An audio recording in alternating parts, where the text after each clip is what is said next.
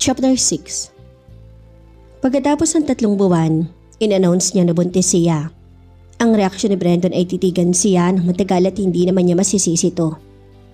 "It's real this time, Brandon. Wala lang dahilan para lokohin kita."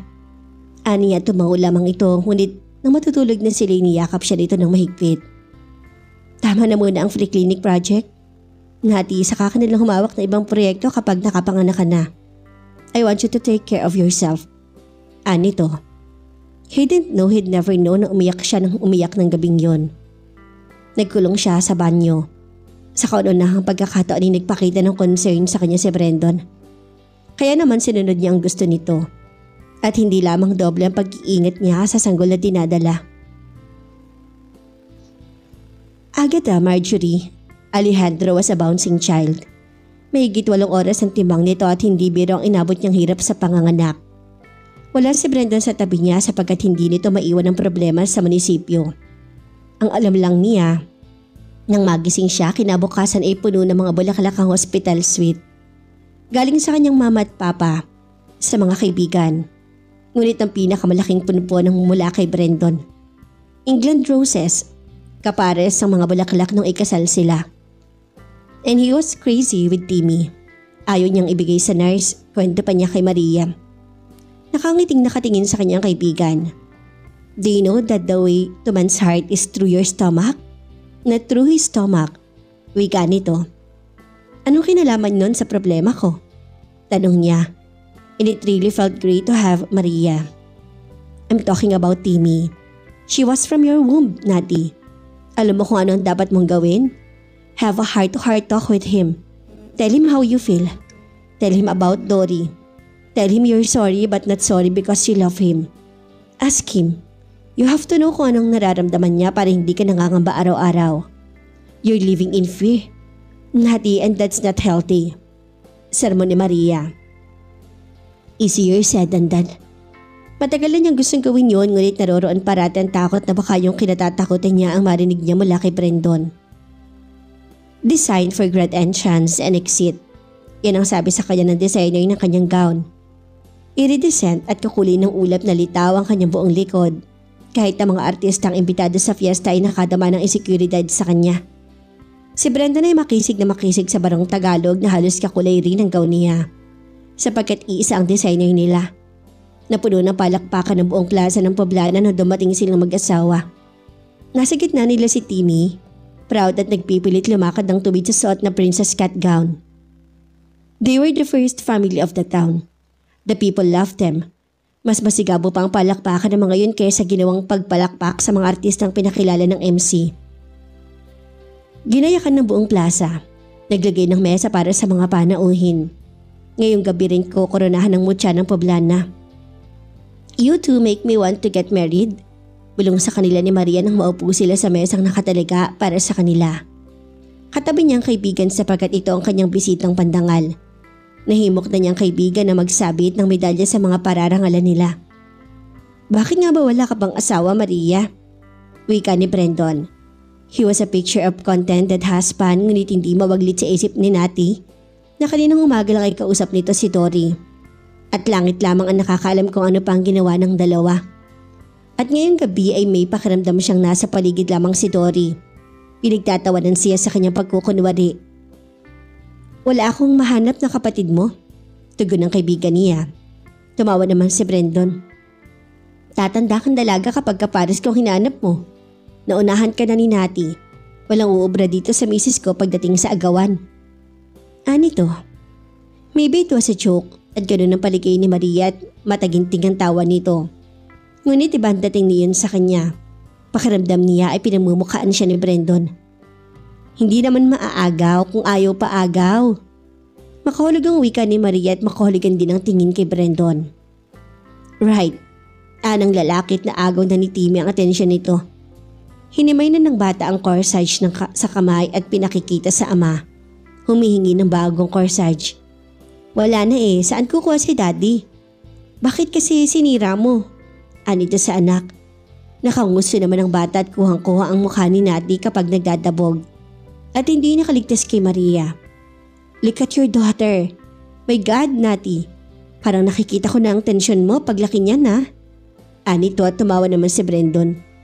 Sinabi mo pa. Pinisil ito ang ilong ng anak. Kamukhang kamukha mong mami mo. Anito na parang nagigigil bigla. I love mommy. Wika naman ni Timmy. Maya-maya pa ay tinawag ng MC si Brandon upang magtalumpati. Ayaw pa iwan ni Timmy kaya sa entablado ay daladala ni Brandon ng anak na walang ginawa kundi amang agaw ng atensyon. Bagay na lalo lamang kinatuwa ng mga tao. Naging matagumpay ang gabi at napaligaya niya ang lahat at hindi magkamayang bumabati sa kanya sapagkat siya ang namuno sa affair na yon. Madaling araw na sila nakauwi. Si Timmy kanina pa nauna sa bahay at ngayon himbing na. She kissed Maria's goodnight. Thank you. Please stay for a couple of days. Ania. I'll see what I can do. Anito. Good night, Brandon. Good morning. Anang lalaki naman. Oo nga pala, good morning na. Nang nag-iisa na sila ni Brandon sa kanilang silid ay muling namayani sa kanila ang katahimikan. Si Brandon ay pumasok sa banyo at nagtagal doon na parang hinihintay siyang mahiga bago lumabas. Mabilis siyang tinapos ang pagtatanggal ng make-up. Nagpalit ng pantulog at humiga na. Ngunit alam niyang mahihirapan siyang makatulog. Sa katahimikan ay tinig ni Dory ang naririnig niya. What if Brandon wanted to make love? Mapagbibigyan pa niya to? Knowing Dory was on his mind. She pretended to be asleep nang mahiga sa tabi niya si Brandon.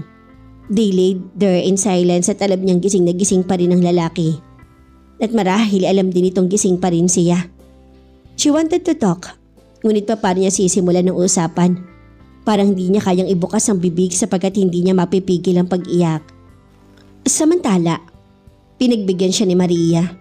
Nagbakasyon to sa kanila ng 2 araw at nang umuwi ito ng Maynila ay parang gusto niyang habulin at pakiusapang huwag umalis.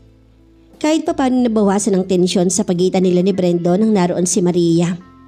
Ngunit ngayong solo na naman nila ang bahay, it was almost unbearable. Pakiramdam niya ay sinasakal siya ng alaala ni Dory. Na mga sumunod pang araw ay lalo niyang naramdaman na parang may gustong sabihin sa kanya si Brandon.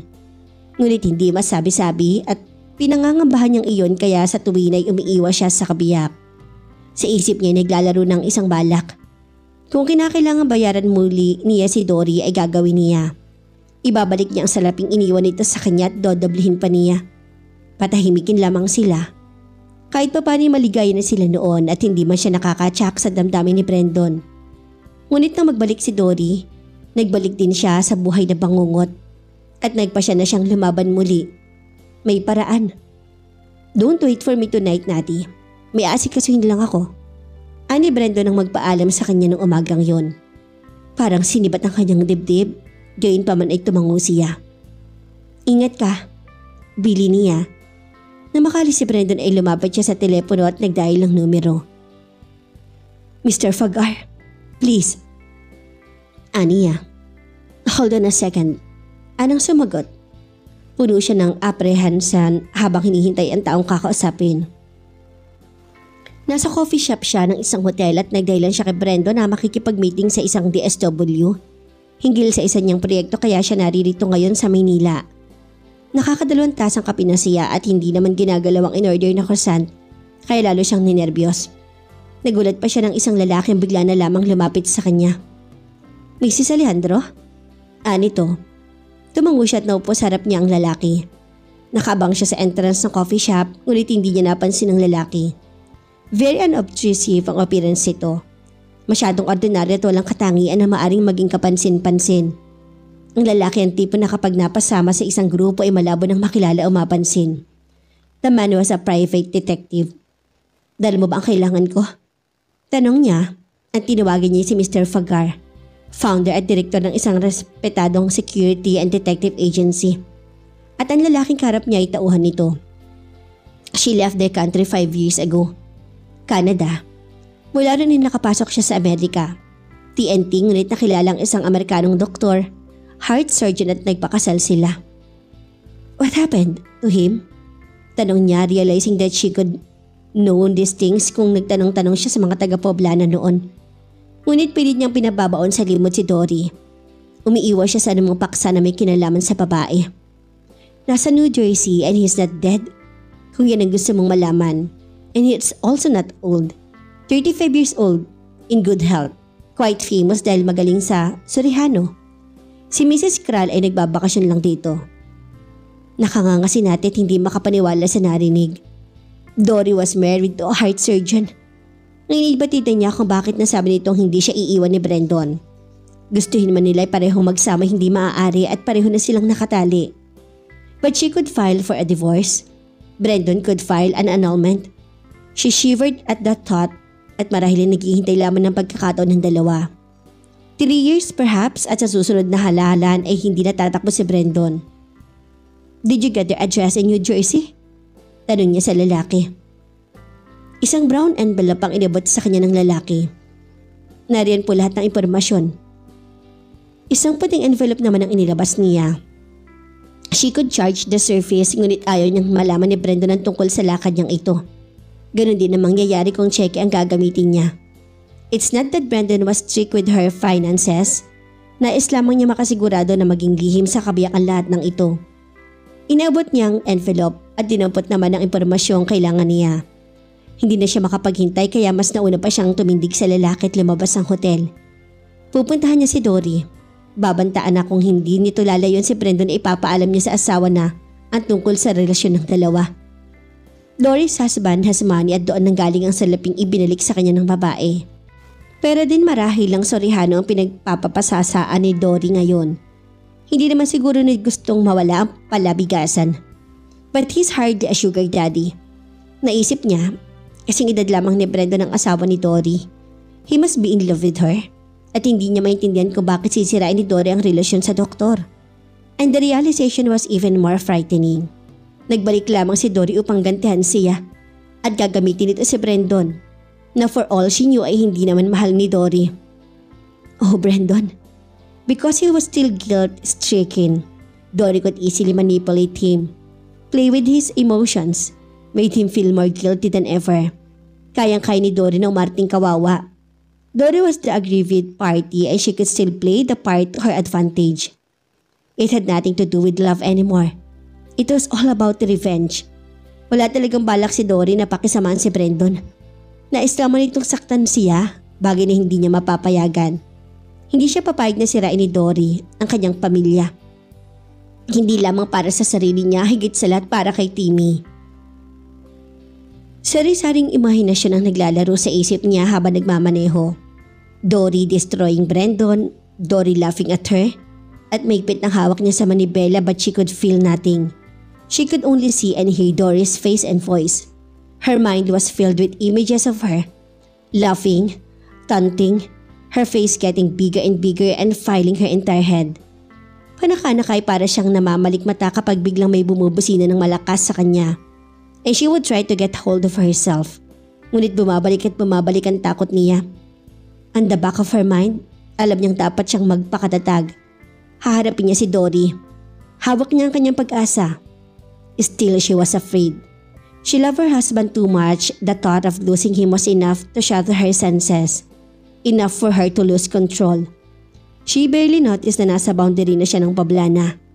Isang 10-wheeler truck na rumaragasa ang nag-overtake sa kanya. And it caught her by surprise. She lost control and her car swerved off the road.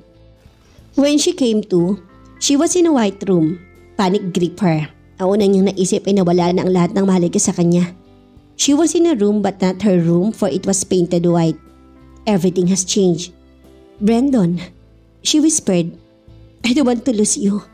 Paulit-ulit yung sinisigaw ng kanyang isipan. Isang lalaki na kalabgaw na puti ang pumasok at kasunod ng isang nurse. May hawak iyong penlight at lumapit sa kanya. Ibinukas ang mata niya at sinilip. Mrs. Alejandro? Tawag nito. Nakatitig lamang siya sa doktor at bumalik ang lahat sa kanya. Nahulog sa kanilang gulong ng kanyang kotse at may isang bagay na tumama sa kanyang ulo. O ang ulo niya napahampas sa matigas na bagay. She could hear car horns blasting at meron pang sirena ng police car. Then everything went black. Biglang bumukas ang pinto ng silid at iniluwal si Brandon. His expression was grim at agad na lumapit sa kanya. Brandon, she mouthed his name. Is she alright, Doc? Tanong ni Brandon. Hinintay ko lang ang resulta ng x-rays. Otherwise, wala naman ako nakikitang diferensya. maliban sa sugat sa kanyang ulo. Wika ng doktor. Hinagod ni Brandon ng kamay ang noo niya na may benda at titig na titig lamang siya sa kabiyak. "Are you alright, Nati?" he asked. Something occurred to her at kung mananatili siyang may sakit, magigilty din si Brandon at hindi na makikipagkita kay Dory. But she was not sick. May pakiramdam siyang kaya na niyang bumangon at lumakad. She couldn't possibly fake an illness sapagkat na-examine niyo ng mga doktor at papainumin pa siya ng gamot. Unless her sickness was something that couldn't be examined in a laboratory. Her head was throbbing and she knew what she was going to do. Bago pa nabuo sa kanyang isipan ng pinaplano ay nagsalita na siya. "Who are you?" Titig na titig siya kay Brandon. "Oh God, can I do this?" Tanong niya sa sarili. Napamang naman sa kanya si Brandon. "It's me, Brandon. I don't know you. Get out of here." Aniya ay she could have been an actress. Na-imagine na niya ang reaksyon ni Maria kapag kinabento niya to. Ngunit napagtanto niyang hindi rin niya maaring sabihin kay Maria. Dahil tsak na pagagalitan siya ng kaibigan.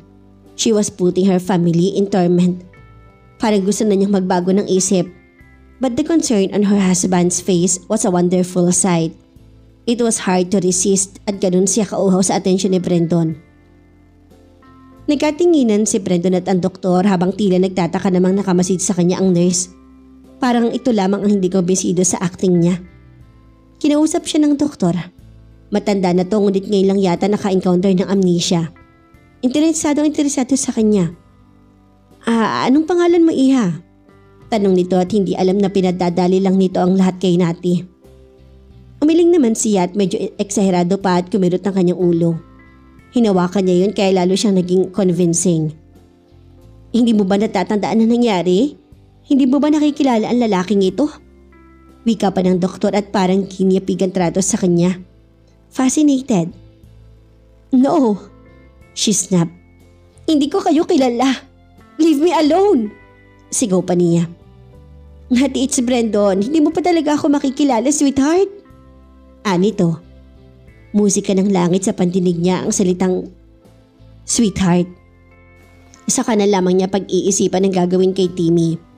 Baka maloka ang anak niya kapag sinabi niyang hindi rin niya to kilala. "Hindi kita kilala. I don't want to see you," she said and her voice was low and harsh. Brandon was half smiling in disbelief. Hindi siguro makapaniwala na ang babaeng halos sumamba dito ngayon ay ayaw makita ang pagmumukha nito. "I'm Brandon, your husband. You are my wife. Your name is Nati Alejandro. We had the daughter, Timmy." Parang napapailing pa rin si Brandon. Patuloy naman siya sa pag-iling. "I'm not Nati. I don't have a husband." "Then who are you?" Sabat ng doktor. I don't know." Tinakpan niya ang kamay ng mukha at lumarawan siya sa isang babaeng naguguluhan sa mga pangyayari. "If I'm right, and I know I'm right, she has amnesia. Pagkakaalam ko, it could be temporary. You just have to be patient with her. She'll remember in time." Wika ng doktor. "Ano po magandang gawin, Dok?" Tanong naman ni Brandon. "Pwede mo siyang tulungan na bumalik ang kanyang memorya. Ipaalala mo sa kanya ang magagandang pangyayari sa buhay niyong mag-asawa. You can show her your wedding pictures. You can remind her of all the things she likes." "I love you, Doc," sigaw ng isip ni Nati. Nagpatuloy pa ang doktor. "You can take her to places she loves. Make her listen to songs she likes." Wika ng doktor sa kanyang asawa.